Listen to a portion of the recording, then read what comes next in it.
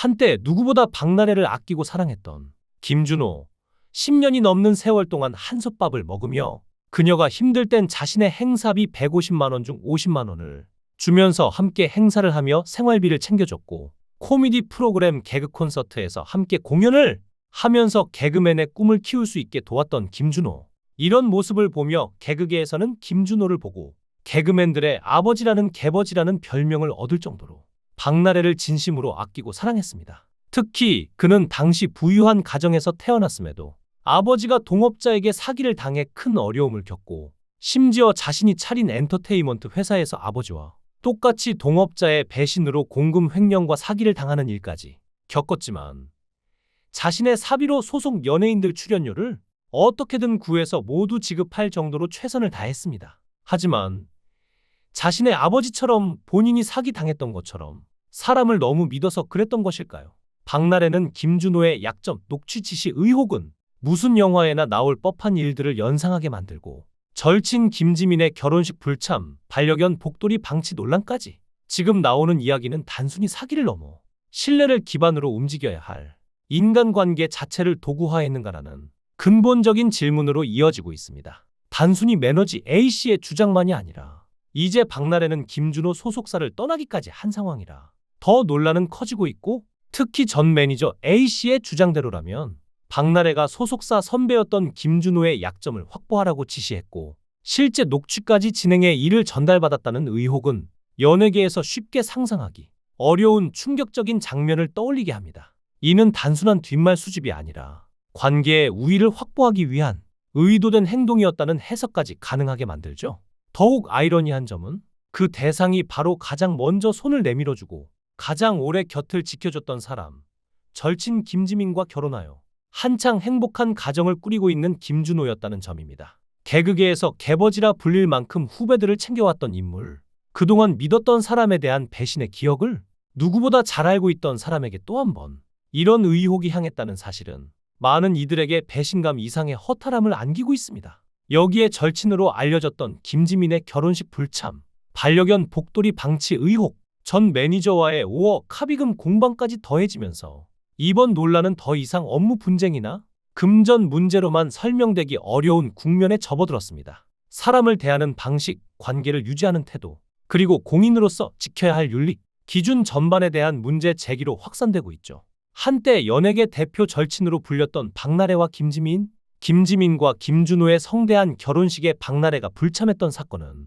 정말 말도 안 되는 일이었습니다. 김지민과 김준호의 결혼식은 1200여 명의 하객 중 400여 명이 연예인일 정도로 코미디계의 축제와도 같았습니다. 유재석을 비롯한 수많은 동료 선후배들이 총출동해 두 사람의 앞날을 축복하는 자리였습니다. 하지만 그토록 가까웠던 박나래의 모습은 끝내 보이지 않았고, 그녀의 빈자리는 많은 이들에게 의문을 남겼지만 이내 사람들의 기억 속으로 사라졌습니다. 하지만 잊혔던 기억은 날카로운 파편이 되어 대중 앞에 다시 소환되었고, 당시 개인 사정이라는 짧은 해명과 두둑한 축의금으로 덮였던 그날의 부재는 이제야 비로소 그 이면의 서사를 드러내고 있습니다. 사건 당시 박나래 측은 개인 사정이라 확인이 어렵다는 원론적인 입장을 밝혔습니다. 하지만 전 매니저의 폭로가 터져나온 지금 이 개인 사정은 전혀 다른 의미로 해석되기 시작했습니다. 어쩌면 그 불참은 차마 웃으며 마주할 수 없었던 박나래의 복잡한 심경이 담긴 마지막 선택은 아니었을까요? 그리고 현재 논란의 핵심은 전 매니저 A씨가 폭로한 녹취 요구 주장입니다. A씨는 박나래가 전 소속사 JDB 엔터테인먼트와 재계약 과정에서 유리한 고지를 점하기 위해 자신에게 JDB 고위 관계자의 약점을 잡을 녹취를 해오라고 요구했다고 주장했습니다. 그는 해당 녹취를 박나래와 그녀의 남자친구에게 전송했고 현재까지 보관 중이라고 밝혀 파무는 걷잡을 수 없이 커지고 있습니다. 이는 단순한 갑질 논란을 넘어 동료의 신의를 저버릴 수 있는 민감한 사안이기에 그 주장의 무게는 결코 가볍지 않습니다. 주목할 점은 박나래가 약점을 잡으려 했다고 지목된 JDB 엔터테인먼트가 바로 김지민의 남편 김준호가 김대희와 함께 설립한 회사라는 사실입니다. 특히나 김준호 입장에서는 자신의 아버지처럼 본인이 사기당했던 것처럼 사람을 또 믿었던 것일까 회의감이 들 정도로 충격적인 사건이 아닐 수 없는데요. 심지어 평소 방송을 통해 애견인 이미지를 구축했고 할머니 강아지를 데리고 와야 한다며 울고불고했던 장면을 연출했던 박나래에게 반려견 복돌이 방치 의혹은 정말 배신감이 느껴질 정도인데, A씨는 박나래씨가 촬영이 있을 때만 복돌이를 찾는 보여주기식 케어를 했다고 주장하며 사료, 목욕, 병원 동행 등 실질적인 양육과 관리는 모두 자신이 도맡았다고 밝혔습니다. 매니저의 역할은 도대체 어디까지일까요?